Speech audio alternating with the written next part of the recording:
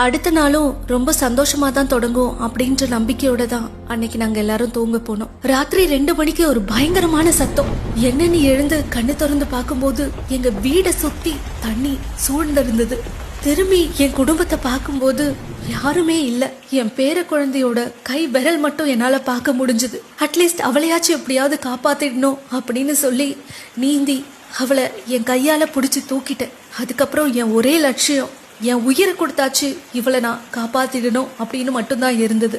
கண்ணு கெட்டுற தூரம் வரைக்கும் ஃபுல்லா இருட்டு. அந்த இருட்டுலயும் எப்படியோ நீந்தி தப்பிக்க முயற்சி பண்ண ஆரம்பிச்சோம். நாங்க போயிட்டு இருக்கும்போது ஒரு 2 மாடி கட்டிடம் இடிஞ்சு தரமட்டமா உள்ள போய்கிட்டு இருக்கு. நாங்க தப்பிச்சு ஓடி ஒரு காட்டுக்குள்ள போயிட்டோம்.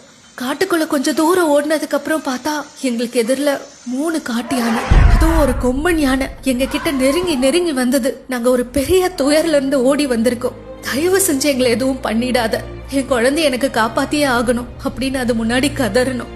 அந்த யானைக்கு என்ன தோணுச்சுன்னு எனக்கு தெரியல.